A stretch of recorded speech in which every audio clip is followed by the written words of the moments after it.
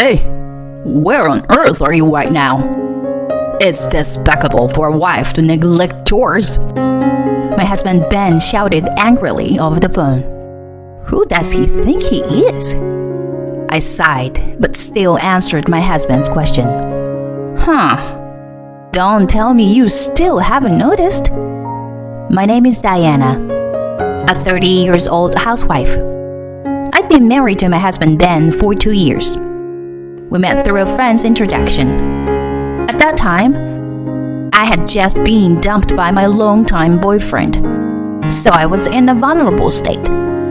My friend, considering my situation, introduced him to me. Ben had a face that I liked, and he had a stable income as an office worker. We had many common topics due to being the same age, and we spent really enjoyable time together. We were attracted to each other and eventually started dating. After about 2 years of dating, he proposed to me. I need you, Diana. I want you to be with me forever. Will you marry me? Yes, I'd be happy to. At that time, I thought his proposal words were words of love. But later, I would come to know that it wasn't the case. Nice to meet you. I'm Diana. Hello, I'm Ben's mother. I'm sorry for being in a wheelchair like this. Oh, please, don't worry about that at all. His mother needed care and was living in a wheelchair. My father-in-law passed away a few years ago due to illness, and Ben currently lives at his parents' house to support her. Basically, we've hired helpers for my mom's care, but there are often communication difficulties, you know? That's why I'm really happy that Diana is willing to take care of you, Mom. What? Is Diana going to take care of me? My mother-in-law was surprised by his statement. Well, it's understandable to be surprised when you're suddenly told something like that during the marriage introduction. When we got married, I had agreed with my husband that I would become a full-time housewife and take care of his mother. I loved him enough to believe I could do anything for him. Oh, I appreciate your help, Diana. Thank you so much. My mother-in-law was happy to know that I would be taking care of her. Although Ben is an only child, it seems that my mother-in-law had wanted a daughter as well. After our marriage began and the caregiving started, my mother-in-law treated me very well. This is the easiest way to slice it. You're right. The seasoning can be kept simple like this. If you simmer it slowly, the vegetables will bring out their delicious flavor. That's true. It's incredibly delicious.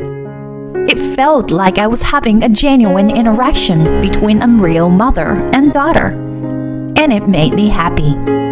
Please think of me as your real daughter. Yes, I already do, Diana.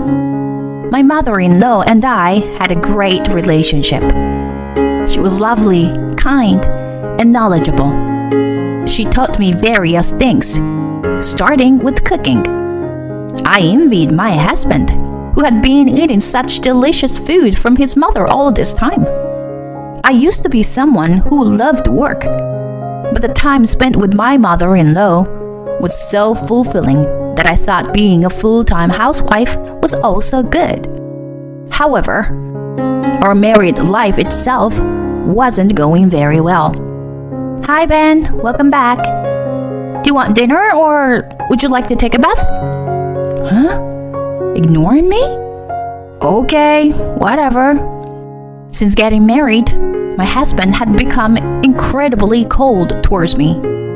He rarely initiated conversations with me, so I was always the one trying to come up with topics and asking questions.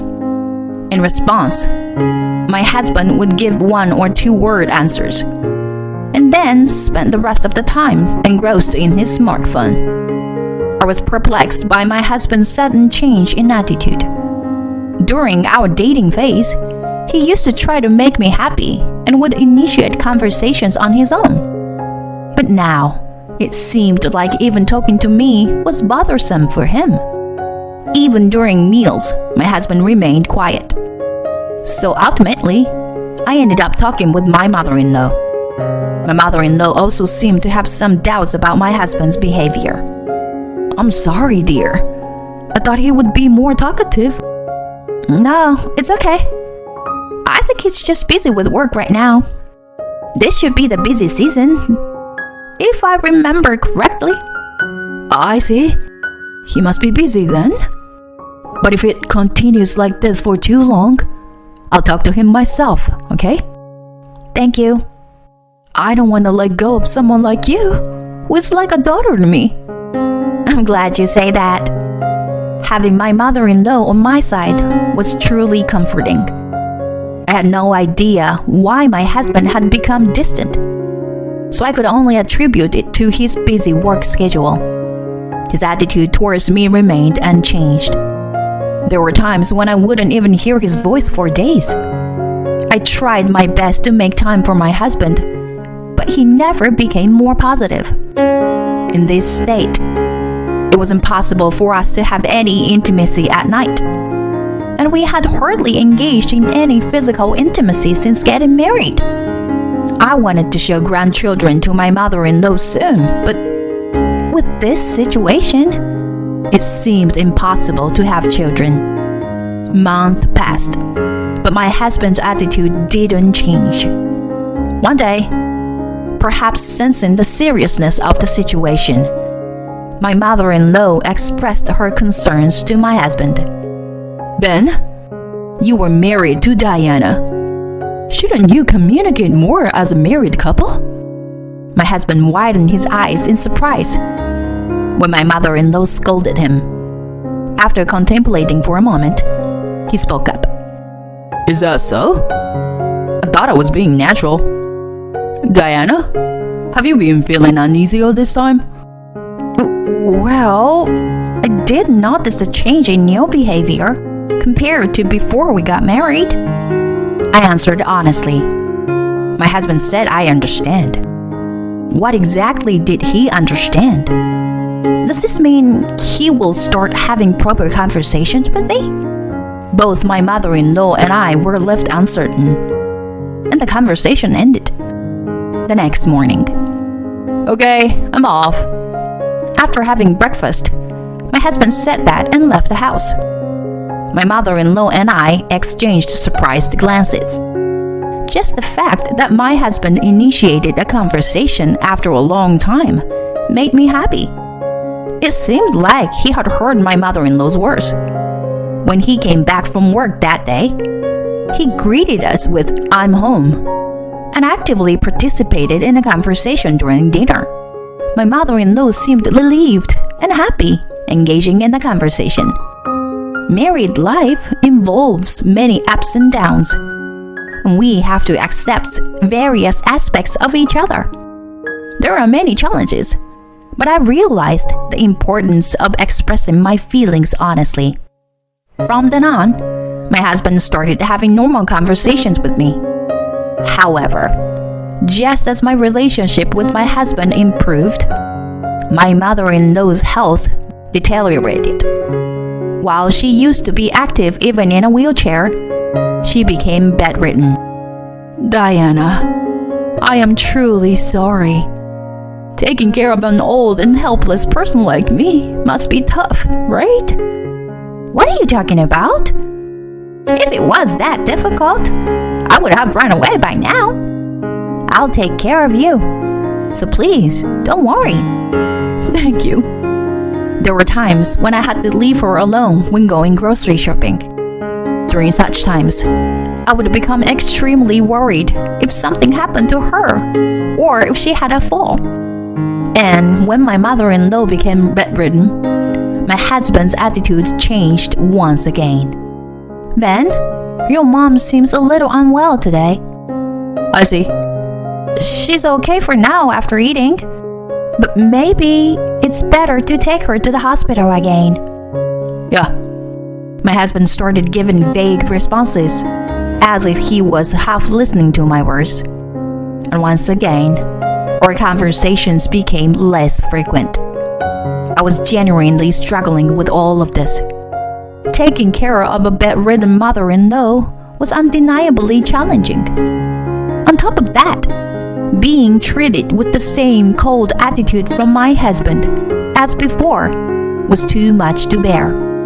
I was mentally exhausted. In the midst of all this, my mother-in-law finally needed to be hospitalized. Her condition deteriorated rapidly, and I visited her every day. But I must admit, I felt a sense of relief that I was released from the caregiving responsibilities, despite feeling guilty about it.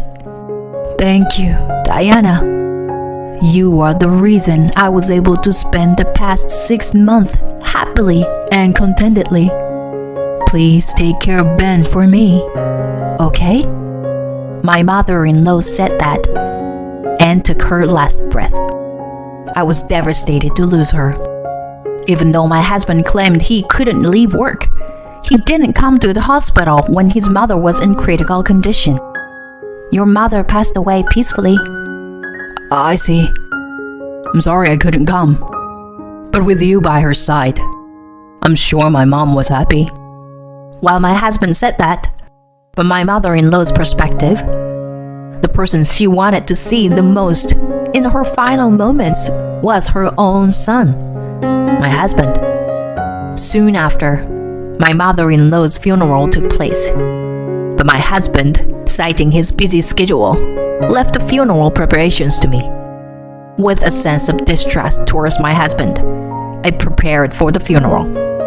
My husband did fulfill his duties as the chief mourner, and the funeral proceeded smoothly. However, our married life after that was miserable. My husband remained silent as ever, and he hardly had any conversation even when he was at home. Whenever I tried to talk to him, he would just give brief responses.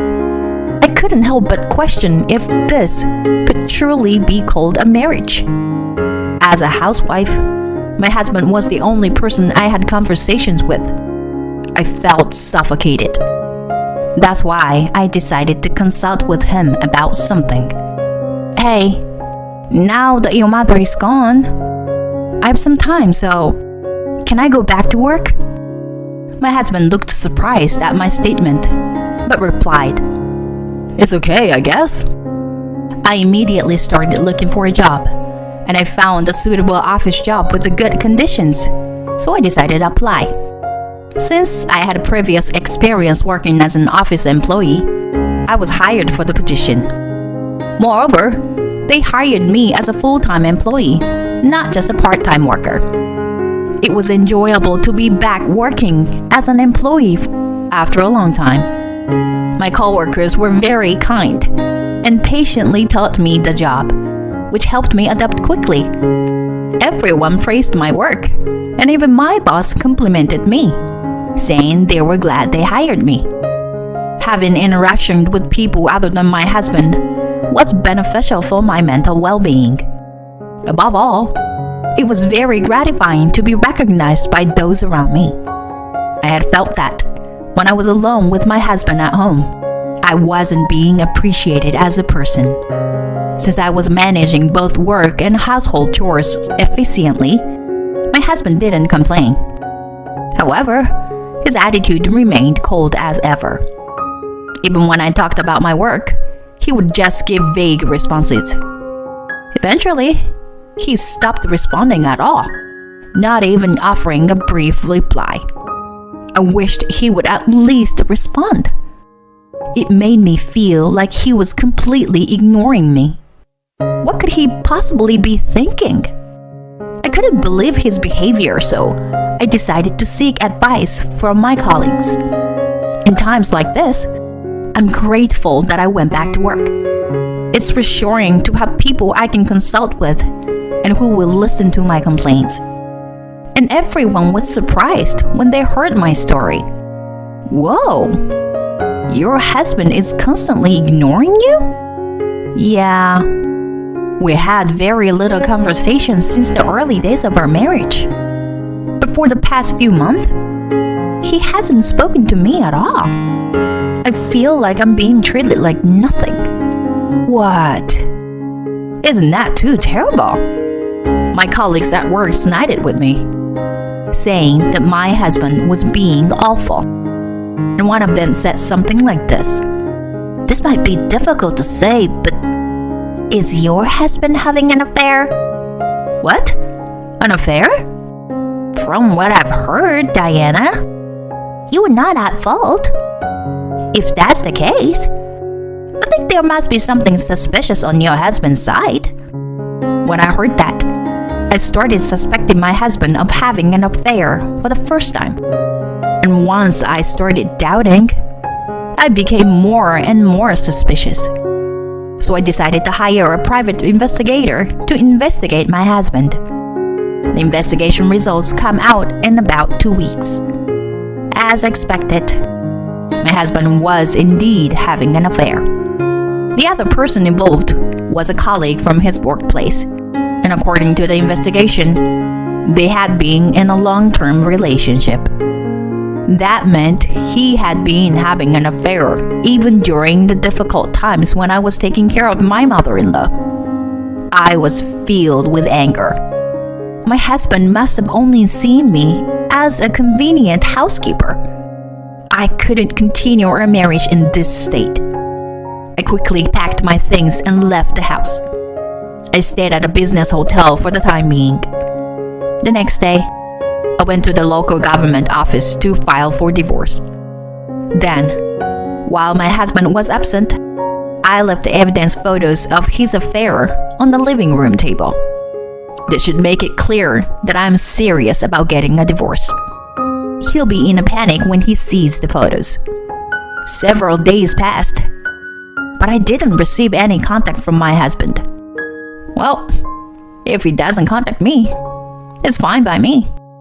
I absolutely intend to claim compensation for the affair, so I hope we can proceed with that. It was about a week after I left the house when I finally received a phone call from my husband. Hey, where the hell are you right now? It's despicable of you, as a wife, to neglect your household duties. My husband shouted angrily through the phone. Who the hell does he think he is? I responded to his question. What? Don't tell me you still haven't noticed? You and I are already finished. Haven't you seen the envelope on the table? Huh? The envelope? Oh, this? Look at it right now. Please. Why do I have to be ordered around by you like that? Just come back home right away and do your chores. I'm telling you. First, look inside the envelope, please. 'Cause it contains the evidence photos of your affair. What? My husband suddenly fell silent, and I heard rustling sounds, so he must be checking the contents of the envelope. What the hell is this? Why are there these kind of photos?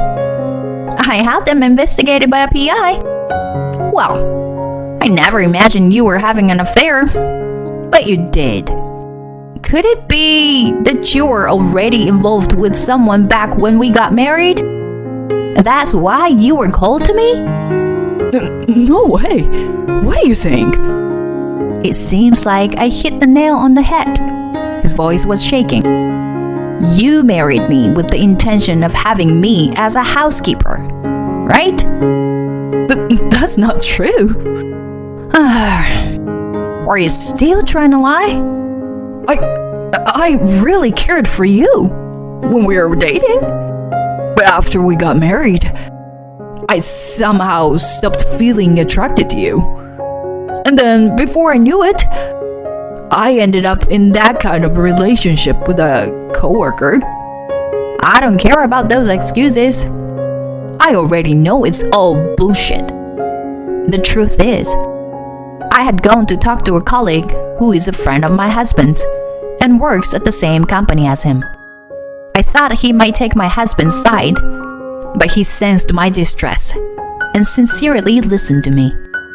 It seems that my husband often talked about how he was married to me but had someone else he was serious about during drinking parties and such. That son of a bitch betrayed me. It seems like everyone was disgusted by your stories, you know? Did you know that you're actually quite disliked at work? That's a lie. Everyone interacts with me normally. That's because everyone is mature, right? You've always had a cold attitude towards me, even when I did nothing wrong. It's not normal to be able to do that. You're sick. Either way, divorce is inevitable. Diana? No. I'll also be seeking compensation, so be prepared. When I shouted, my husband let out a pathetic voice over the phone. I hung up without worrying and demanded a divorce and compensation from my husband through my lawyer. It seemed that my husband and his affair partner had been living it up, and they complained that they couldn't afford to pay the compensation. But I never gave in. I agreed to accept the payment in installments, and if there was any delay, I instructed my lawyer to garnish their wages. Upon hearing this, both my husband and his affair partner immediately became quiet and agreed to pay the compensation. However, my husband, who hadn't saved any money, struggled greatly with his finances. In that state, he couldn't find time to be with his affair partner, and their relationship ended. Additionally, since my husband's affair became public knowledge, people at his workplace started treating him harshly. However, my ex-husband felt trapped because he had to pay the compensation, but he couldn't quit his job. On the other hand, I moved to a lovely apartment for singles, and I am enjoying a comfortable life. My job is stable, and now I frequently invite friends over and host home parties. I'm enjoying the single life without unnecessary stress. Occasionally, I still think about my mother-in-law. She said, "Take care of my son," at the end. It's regrettable that I couldn't fulfill the promise with her. But considering what kind of man he was, it can't be helped. I'm sure my mother-in-law would forgive me in this situation. For now, I don't plan to pursuing romantic relationships or a marriage for a while. I want to focus on my work and achieve results. That's what I believe is necessary for my own happiness at the moment.